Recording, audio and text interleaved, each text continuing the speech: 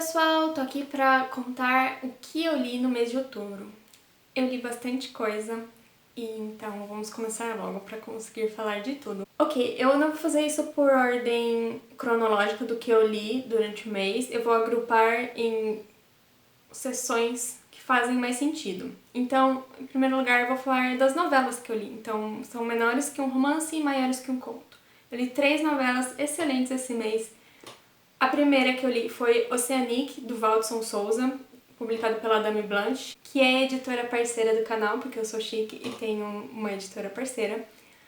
Oceanic é uma obra meio distópica, meio afrofuturista, que fala desse mundo, dessa realidade em que a superfície do planeta tá inabitável, então toda a população humana mora em cidades que estão em cima de tartarugas gigantes que se movem pela superfície. Então, acho que remetendo um pouco aqueles mitos que o mundo ficava em cima de uma tartaruga gigante, da carapaça de uma tartaruga gigante. Eu achei essa ideia genial, porque é uma visão muito, ao mesmo tempo que é para remeter ao antigo, aos mitos, também é muito futurista também, porque você tem um domo em cima de Oceanic e Oceanic é a cidade, né? Ela emerge no mar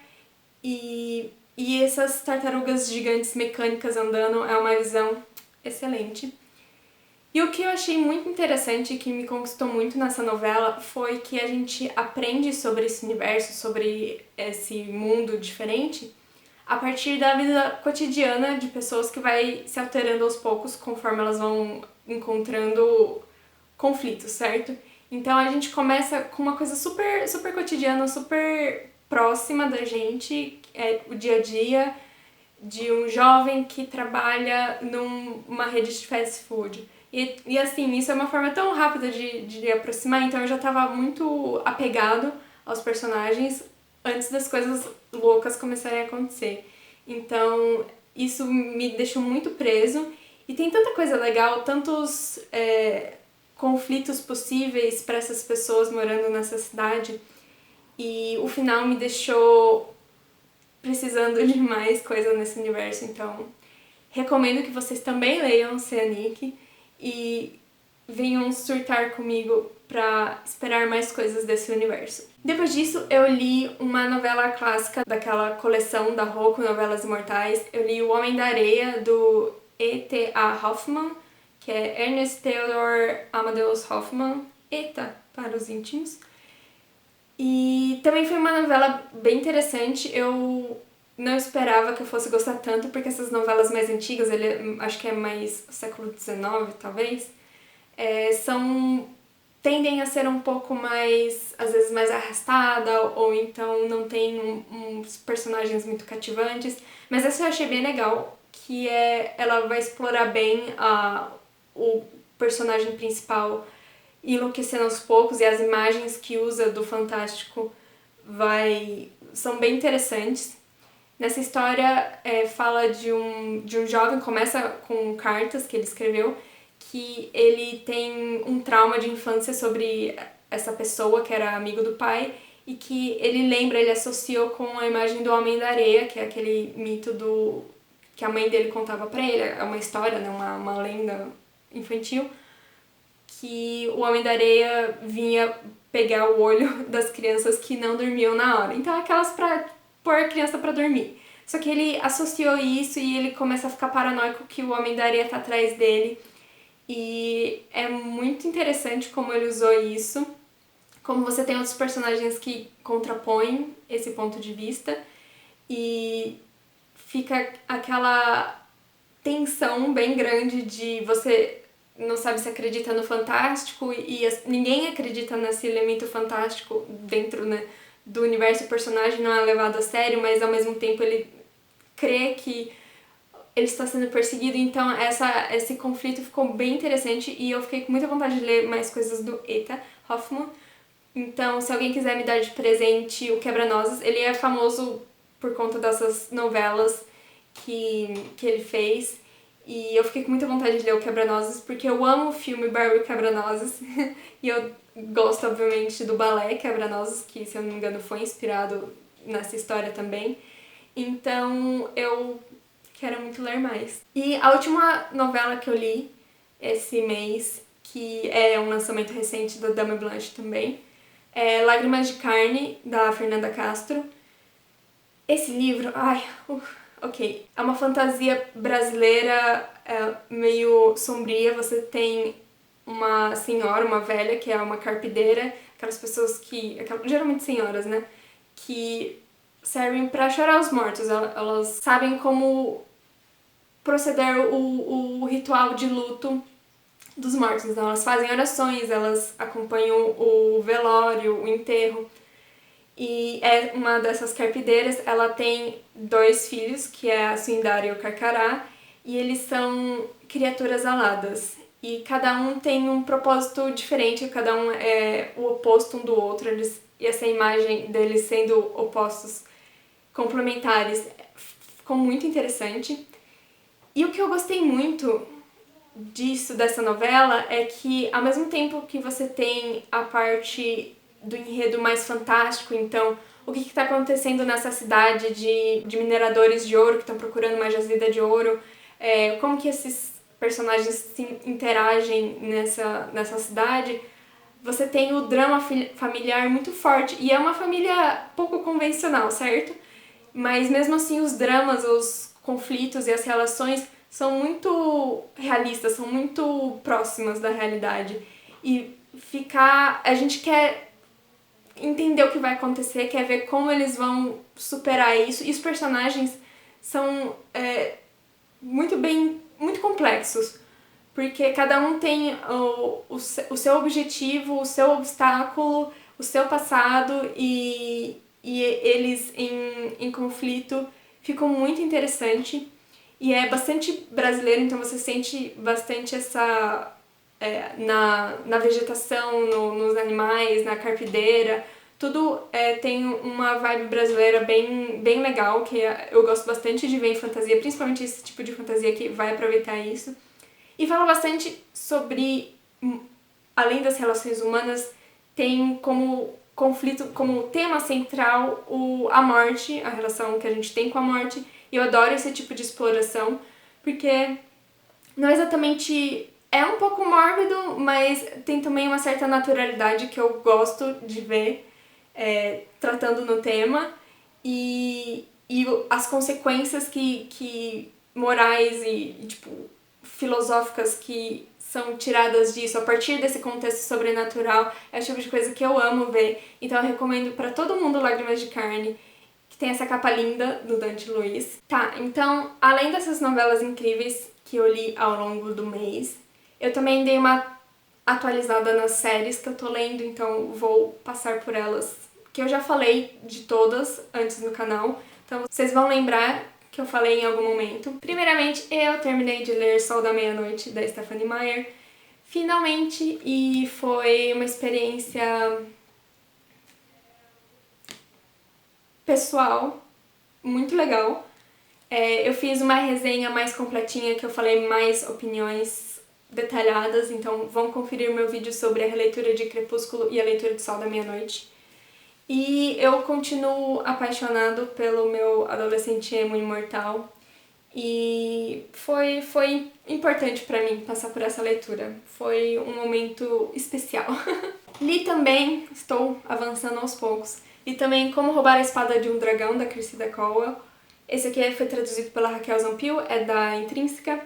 Falta apenas 3 livros da série do Como Treinar Seu Dragão pra eu terminar a série inteira. E aqui, mais uma vez, você tem acontecimentos tão dramáticos, tanta coisa dá errado, e os personagens, o risco, o nível dos riscos é cada vez mais alto. Chega no final eu tô tipo, meu Deus, eu não acredito como que eles vão sair dessa situação, e eu sei que vem mais sofrimento por aí. E eu gosto como apesar de ser uma série infantil, não tem hesitação da autora em nos causar dor e sofrimento e pegar temas bastante pesados até, e que eu acho que são feitos de forma bem interessante no livro.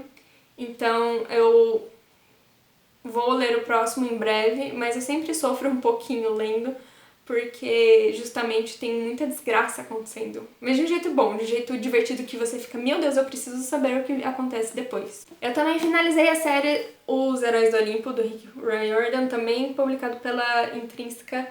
Esse aqui foi traduzido pelo Edmundo Barroso. E esse daqui... Esse é um livro. Esse é um livro que conclui uma série e quando ele saiu, digamos que não foi exatamente o que os fãs esperavam. E na primeira metade eu tava super empolgada porque eu vi que tinha temas bem legais que estavam sendo, sabe, os personagens estavam sendo trabalhados, mas aí eu lembrei que a última metade é basicamente ele finalizando os pontos de enredo abertos, só que os personagens que prometeram muito em toda a série, eles não são completamente aproveitados em sua totalidade, então tem muita coisa que poderia ser mais explorada, e acho que essa é a principal reclamação desse livro e dessa série, que todo mundo faz. E eu não posso discordar porque realmente foi esse sentimento que ele apressou o final, não que apressou, mas que tipo, faltava mais coisa para ser dita dos personagens, mais arcos para serem concluídos, que não foram concluídos. Então, eu vou ler a próxima série, eu já tenho todos os livros, vou ler todos os 5 livros das Provações de Apolo. E eu espero que ele consiga consertar alguma dessas coisas e dar um fechamento emocional para quem acompanhou 15 livros desse universo do Percy Jackson e dos deuses gregos. E vai ser o encerramento de um ciclo, como eu já falei várias vezes. Por último, eu finalmente terminei de ler O Senhor dos Anéis. Eu terminei o Retorno do Rei esse mês. E eu demorei um bom tantinho pra ler, porque eu fui lendo aos poucos. E eu fico muito feliz de ter feito essa releitura. Se você não viu, vai ver por que eu estou relendo, quais são as minhas impressões da primeira e segunda vez que eu li. Vou fazer um vídeo pra falar do Hobbit e O Senhor dos Anéis, dessa releitura que eu fiz esse ano. Mas foi... Eu aproveitei muito cada minuto lendo. E dessa vez eu li o apêndice do Retorno do Rei. E quem diria, tem mais coisa da história nos apêndices, porque o apêndice, ele não é tipo o autor falando de coisas fora da história. Não, é como se fosse realmente continuação do livro vermelho, que é o livro do Senhor dos Anéis. Então você tem mais informações como, tipo, dentro daquele universo, alguém colocando mais informações sobre a história. E é muito louco porque o Tolkien trata como se o que a gente tem em mão, o livro do Senhor dos Anéis, fosse uma tradução desse livro antigo, que é o livro vermelho, que foi escrito... É como se a nossa realidade fosse a mesma dessa e a gente só pegou... Tipo, é uma tradução do Westron. Então, pra vocês terem noção, os nomes, tudo, ele trata como se fosse uma tradução de um idioma muito antigo. E ele fala, e no apêndice você consegue ver isso bem melhor. Do mesmo jeito que no Hobbit você tem isso de forma mais direta, tipo, os Hobbits pararam de aparecer para pessoas grandes e por isso nós não vemos eles hoje em dia. Você tem esse tipo de vibe nos apêndices.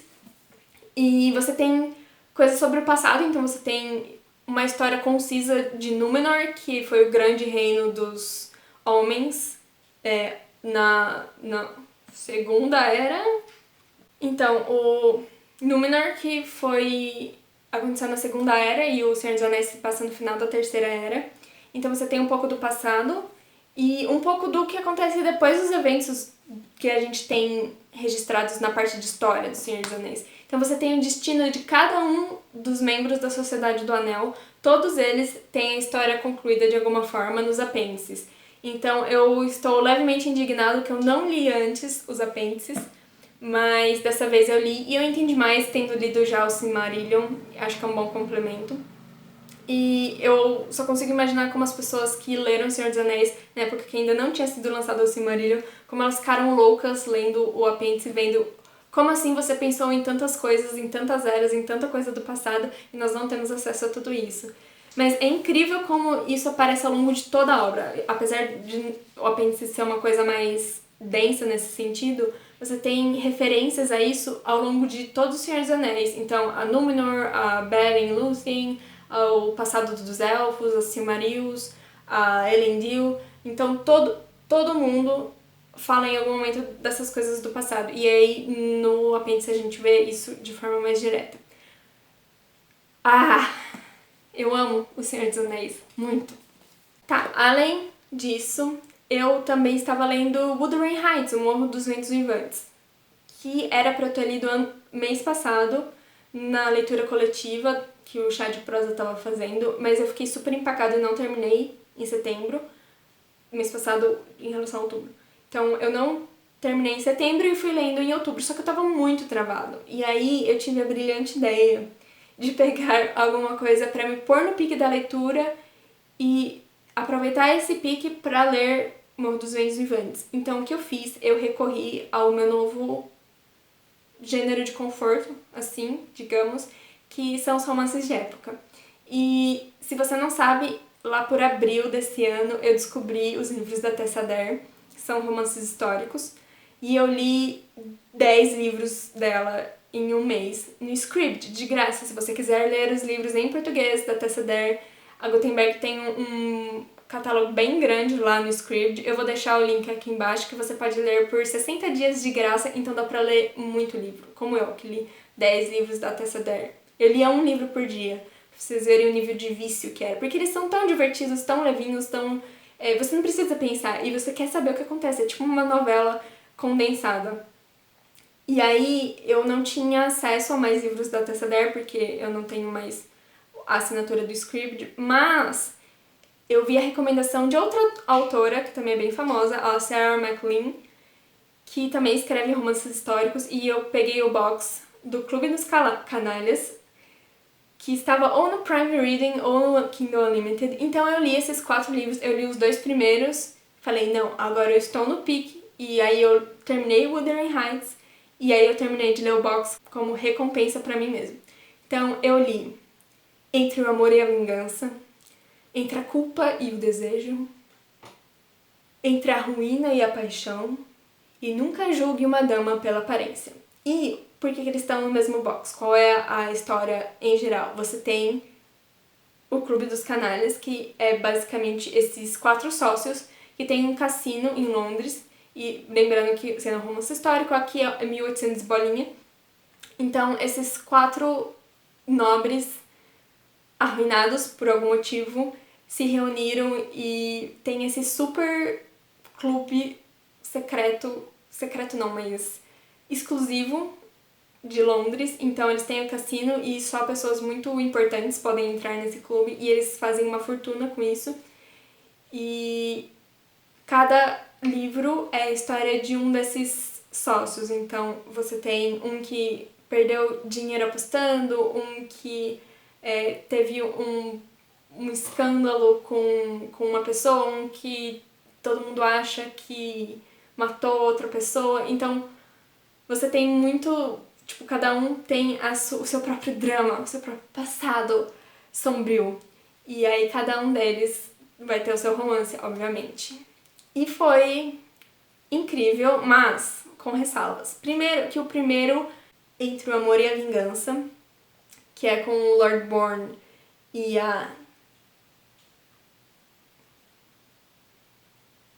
o par dele. Esse foi o mais fraco e eu tive que insistir pra ele até o final. Chegou um momento que eu tava com muita birra, porque eu sei que ele tem que ser um canalha e ele não pode... Ele tem que deixar bem claro que ele não quer nenhum envolvimento emocional e ele só precisa casar com a mocinha porque o dote dela inclui a propriedade que ele perdeu num jogo de cartas e ele não quer que ela se envolva no submundo, que é o lugar dele. Mas ele é bastante babaca em vários momentos. E eu considerei parar de ler o livro e eu considerei parar de ler a série, mas eu terminei o livro e, tipo, no finalzinho, ele volta a se envolver com ela, papapá. E eu falei, vai que os outros são legais, porque todos os 4 membros do clube aparecem em todos os livros. E os outros pareciam não ser legais, certo? Eu queria ver mais interação entre eles. Então, eu continuei lendo e eu fiquei feliz, porque melhora bastante, cada um é melhor que o outro. Entre A Culpa e o Desejo, já foi muito legal. Eu gostei muito da protagonista desse, a Filipa. E aí, o terceiro, que é Entre a Ruína e a Paixão. Eu gostei bastante dos dois, eu gostei bastante do conflito deles, apesar de não fazer sentido. E isso é uma coisa que você tem que ter em mente o tempo todo. Não é pra fazer sentido, você sabe exatamente o que vai acontecer, ou quase exatamente o que vai acontecer, e mesmo assim é muito divertido de ler. E esse daí é um que tem mais furos de enredo, porque muitas coisas não fazem sentido, mas tudo bem, a gente releva, porque a gente só quer ver as cenas dramáticas. E tem muita cena divertida envolvendo o clube. E o último, Nunca Julgue uma Dama pela Aparência, tem uma revelação bombástica no final do terceiro, e aí no quarto você fica... Então foi muito divertido de ler também, e eu no final fiquei bastante satisfeito com as coisas que aconteceram. Muitas coisas eram tão absurdas, mas quer saber, eu não ligo. E é por isso que, mesmo não tendo lendo, eu estou empolgado para a série da Netflix dos Bridgertons, e eu quero ver logo. E eu provavelmente vou continuar lendo romances históricos quando eu tiver necessidade de... Sabe, essa coisa meio catártica de não pensar e só ler. Eu fiquei... Cada um desses eu li praticamente em um dia de novo. E eu fico o dia inteiro só pensando nisso. E aí eu, tipo, não consigo parar enquanto eu não termino o livro. E eu gosto dessa imersão. Então, o box Clube dos Canalhas, fica a recomendação. E por último, faltou falar só do Morro dos Ventos Vivantes, que foi uma leitura difícil em vários momentos e ao mesmo tempo eu gostei. Então eu gostei de muitas coisas, mas eu não gostei de várias outras. E talvez se eu tivesse lido em outro momento ou se algumas coisas fossem diferentes, eu teria gostado muito mais. Se você quiser uma opinião completa, eu fiz um vídeo resenha só pra falar do Morro dos Ventos Vivantes. Eu gostei, e acho que... E tem muita gente que gosta, tem muita gente que ama, mas... não foi tudo isso pra mim. Mas tem, ao mesmo tempo, muita coisa que eu vejo que realmente foi importante pra literatura inglesa. Então, tudo bem, Emily Brontë, você está salva. Mas ainda acho que demora vários anos até eu querer reler o Wuthering Heights. Mas pelo menos a primeira leitura eu concluí. Foi isso, eu li bastante coisa, mas quando eu... Parece que eu não li tanta coisa assim, mas eu li várias coisas. Eu espero que em novembro eu tenha coisas bem interessantes pra falar. Estou fazendo várias leituras legais. Então, vejo vocês no próximo vídeo. Até logo!